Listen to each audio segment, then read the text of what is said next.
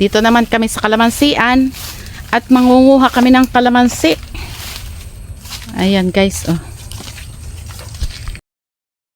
Ayan, dyan kami mangunguha ng kalamansi. Ayan guys, oh, napakataas ng kalamansi. Ayan diyan, oh. Tapos merong hagdang mataas. Ayan. 1, 2, 3, 4. Mataas, mga 10 bayatang. Pagdating doon, ayun. Doon ang akyat. Ito guys, oh. Dari ang puno, napakataas na po ng kalamansi. Kami makunguha at sayang naman ang kalamansi, nanlalaglag. Ito ko ng pangawit.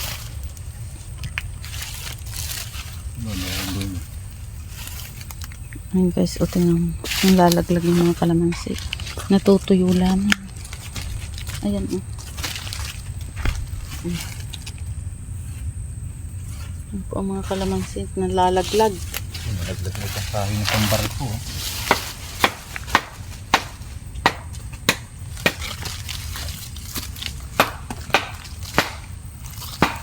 Medyo mataas po ang sayang, o malalaki na eh. Lalaglag lang po. Kaya aakyatin po ni dati. Yan, malalaki na. Sayang. Yan, dyan sa katabi ng puno ng paminta. Ere po ang puno ng kalamansi. Oh. Ayan. Ang hagdan. Ayan, oh. Mataas. Ayun. Papunta doon. Ayun, doon mangunguha. Katabi po aring paminta. Ayan ang paminta, mataas din ang kanyang, pag po nangunguha diyan ay di mataas din pong ganyan ng hagdan. Ayan po, oh. Ayun, doon sa taas. Diyan po yan. Kaya po si daddy ayat mayroong tungtungang daladala. Tapos magkukuha ng pangalawit para po makuha ng mga bunga doon sa taas. Napakataas po, oh. Doon.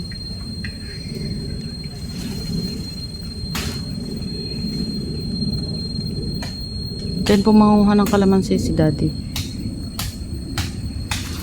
Pwede nila sa baba at hindi ko naman kayang ako manguha. Baka ako'y malaglag. Ayan po yung bagong tanim naming dwarfs na niyog. Isiningit-singit lamang po yan kasi napakarami naman po ng tanim na, oh.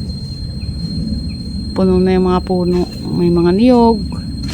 Tsaka po may paminta, kape. Ayan po ang kape. Eri po ang paminta na tumba rin. Yan po ang katabi din nilang kalamansi. O, eri po yung kape pa rin. O, tapos yan po, kape pa rin yan na proning na. Ayun yung bagong tanim din namin na niyog na dwarfs. Ayan po. Ito yung natumba. Natumba po yan. Pero nabunga pa rin po yung paminta. Ayan, oh. Mapapanguhanan pa rin po, eri, oh. Ayan, oh, may bunga po. Ayan. Ang paminta. Ayan po. Akyat papunta doon si dati. Tapos saka pa mangunguha. Kaya abot ko po rin kanyang tungtungan. Tutungtungan ito. Ayan, ito po yung hagdan. Paakyat.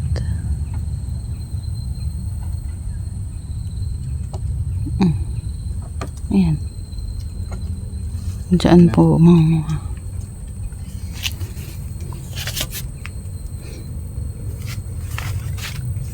Lumayo ka.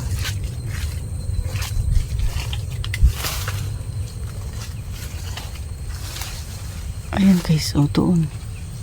Napakataas po, oh. Tutungtungan. Para po doon sa tutungtong sa kakawate. Tapos isa ka pa mangunguha. Tapos malayo pa rin po yung pangunguha.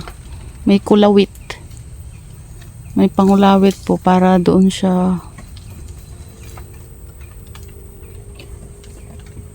Ayun, oh. Nilalagyan ng tungtungan. Ayun guys, oh. Para dyan aakyat. Dyan tutungtong. Tapos mangunguha. Ayun. Sa sanga ng kakawati at saka ng kalamansi. Kasi hindi na po abot ng ano, naring hagdan. Napakataas na po na rin eh. Sobrang taas.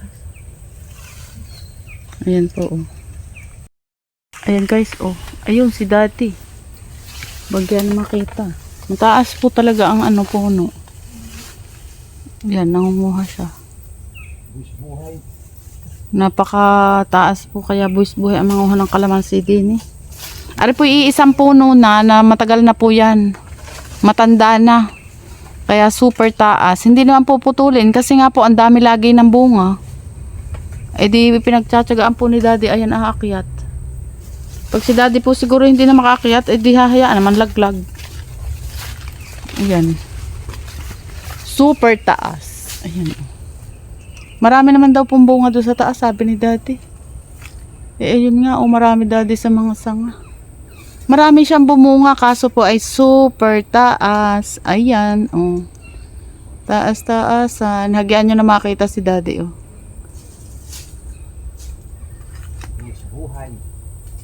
Ayan po ay 10 ng paitang. Tapos pagdating doon sa taas, umakyat pa. Tapos ayun, meron siyang tungtungan doon. Ayun. Babahagyan nyo na makita si Daddy. Din. Tingnan natin kung makikita nyo. Ayan. Ayan, dyan. Napakataas. Buwis buhay ang manguha ng kalamansi.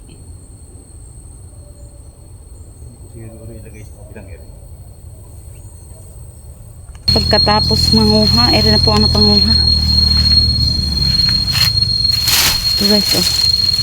Buwis buhay ang manguha. Ayan, nababa na ang ano, manguha. Napagod. Ito po ang napanguha, oh.